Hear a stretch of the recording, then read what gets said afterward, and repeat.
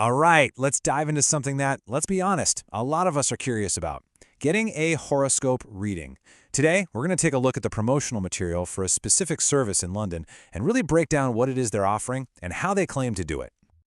You know that feeling, right? When you're standing at a crossroads, trying to figure out your career, your love life, or just what's next. It's that deep sense of uncertainty that the material we're looking at today really zeroes in on, starting with this very big question. So what's the answer to that search for direction? Well, according to this source, it points you towards a guide, an astrologer who, it says, can offer up the kind of clarity we're all looking for when we face those huge life questions.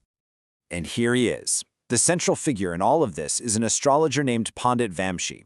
He is the one presented as the person who provides these readings and insights right there in London.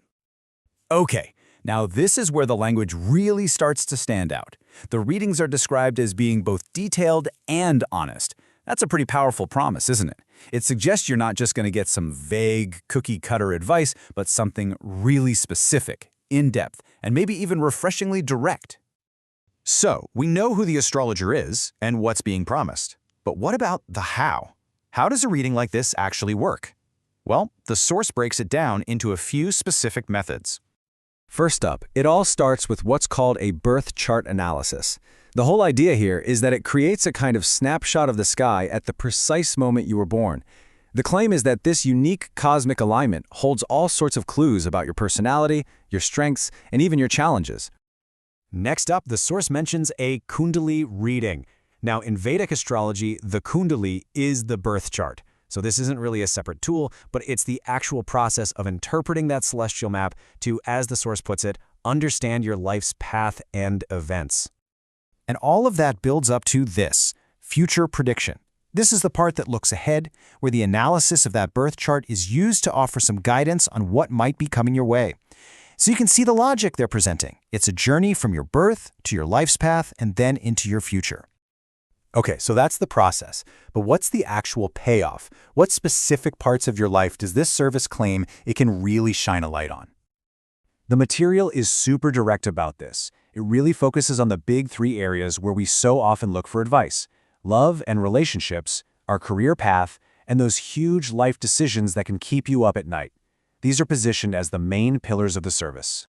And this, right here, really brings it all home. Everything we've just talked about, the birth charts, the focus on love and career, it all leads back to this one central promise, giving you clear direction.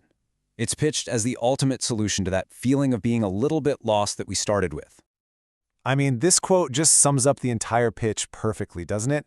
Personalized, that tells you it's not generic. Spiritually guided, that sets the tone. And then the closer, for real results. That's the big promise, that this isn't just talk, but something that could actually have a real impact on your life. And finally, the source material gives you the practical, nuts and bolts information for how to actually follow up if you're interested. So there you have it. The source provides a website, a phone number, and an email address. From start to finish, the material lays out this problem of uncertainty and then presents this service as a clear, structured, and pretty accessible solution that's designed to give you answers. And that brings us to the end of our breakdown. What's so clear from all this is that the desire to understand our own path, to find some clarity in all the noise, is a really powerful one. So it kind of leaves us with a final question for you. If you could ask just one thing about your future, what would it be?